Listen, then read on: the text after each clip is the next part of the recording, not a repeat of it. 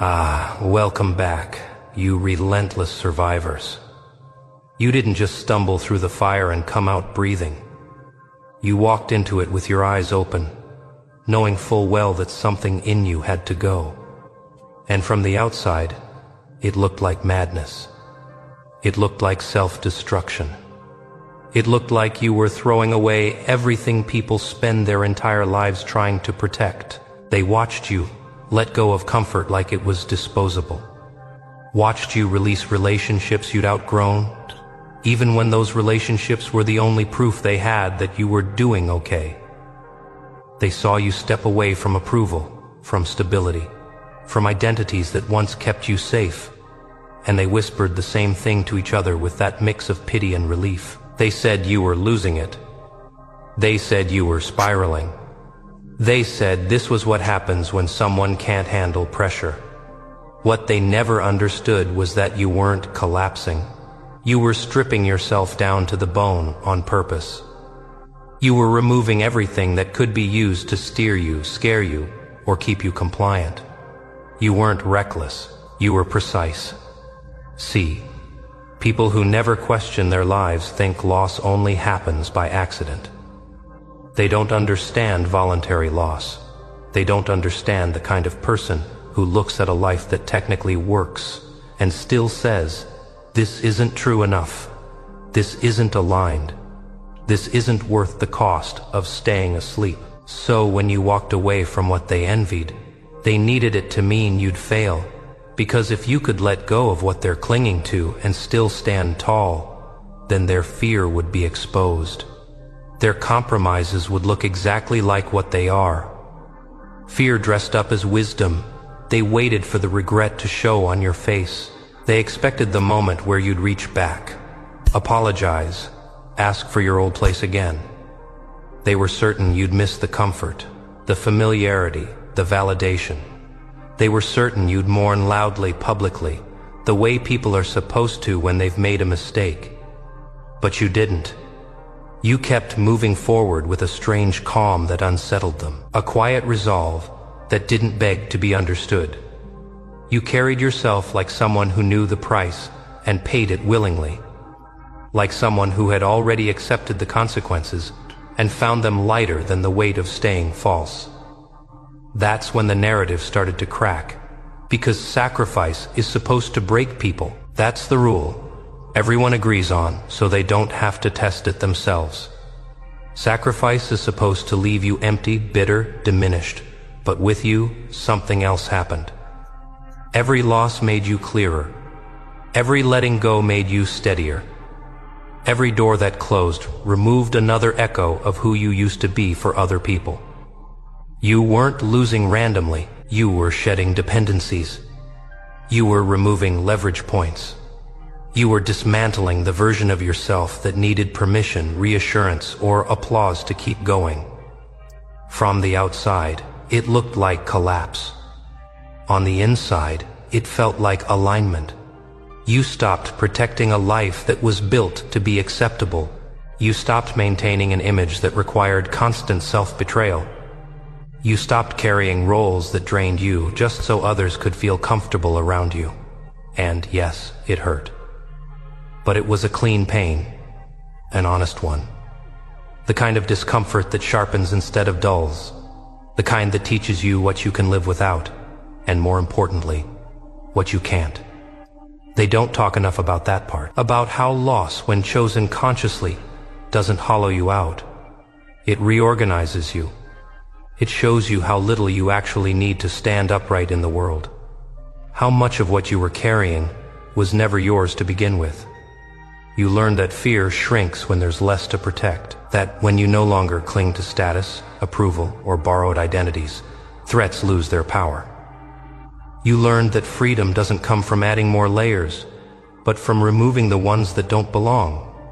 And that's when they started getting uncomfortable, because while they were still protecting every attachment, every label, every fragile structure they'd built their sense of worth on, you were becoming harder to reach, harder to intimidate, harder to manipulate. They noticed you weren't rushing anymore. You weren't scrambling to replace what you lost. You weren't trying to prove that the sacrifice was worth it. By their standards, you moved like someone who understood that alignment doesn't need witnesses. They couldn't read you the way they used to. You no longer reacted on cue. You no longer negotiated your boundaries. You no longer explained yourself to people who hadn't earned the explanation. And that silence, that absence of justification, that did more to unsettle them than any argument ever could. Because people who rely on control need reactions. They need you to defend, to doubt, to seek reassurance. When you stopped doing that, their influence dissolved quietly, without confrontation. You became lighter, not because you had less, but because you were no longer dragging dead weight behind you. Old expectations, old roles, old versions of yourself that survived on approval instead of truth. They thought losing relationships would isolate you. Instead, you discovered solitude, the kind that isn't lonely, but spacious, the kind where your thoughts finally have room to breathe without interruption or judgment. They thought losing stability would make you desperate. Instead, you discovered resourcefulness. You learned how capable you actually are when there's no safety net to perform for. They thought losing status would humble you. Instead, it clarified you. You realized how little titles and recognition had to do with presence, and how much energy you'd wasted maintaining optics instead of substance. Every sacrifice took something away, yes, but it also gave you something back they didn't expect: trust. You began to rely on your own judgment instead of consensus, your own standards instead of borrowed ones, your own sense of timing instead of external pressure. And once that shift happens, it doesn't reverse. That's the part they don't understand. They think sacrifice is a phase, a dramatic chapter you eventually close so you can return to normal. But you didn't return. You crossed a line, because once you've lived without the things you were told you needed, you can't be controlled by the threat of losing them again. Once you've seen how much of your life was built around fear of discomfort, you stop mistaking comfort for safety. They started watching you differently then, not with pity anymore, but with something closer to quiet recalculation. They noticed you weren't chasing outcomes the way you used to. You were choosing actions that felt aligned, even if they didn't make sense on paper. You weren't trying to win their game.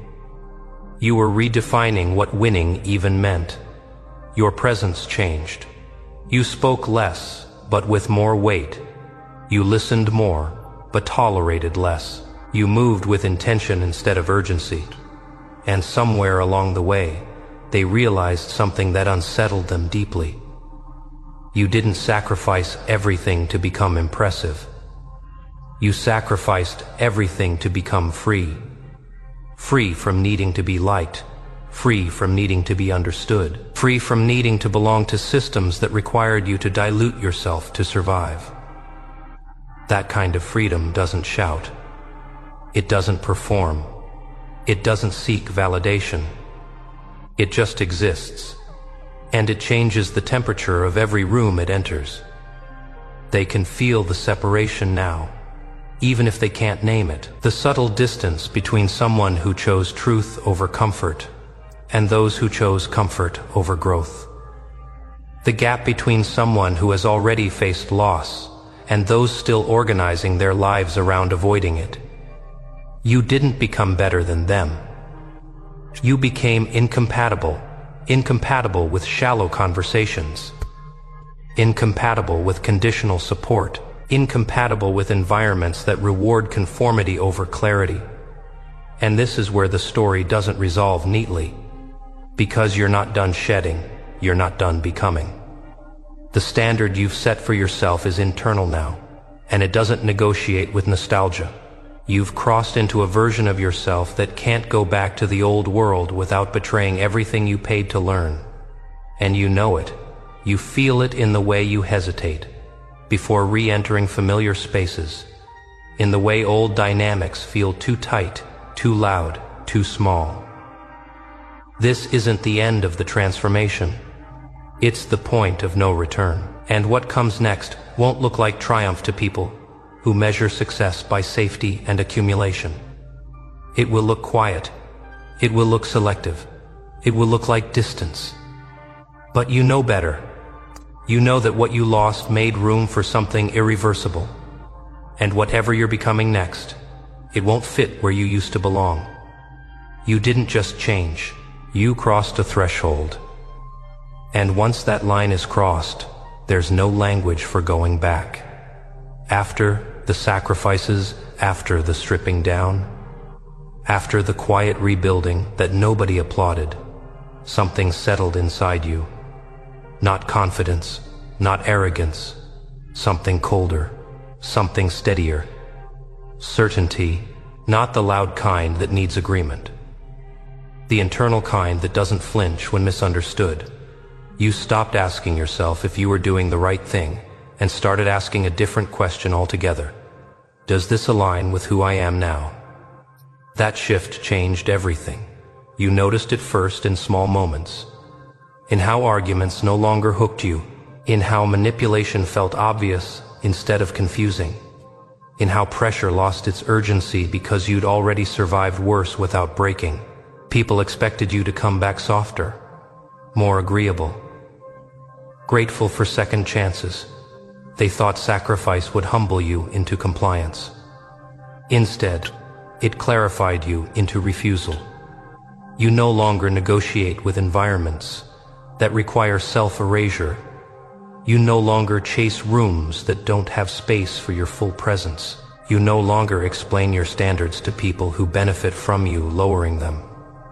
And that's when the distance became visible. Not dramatic, not hostile, just undeniable.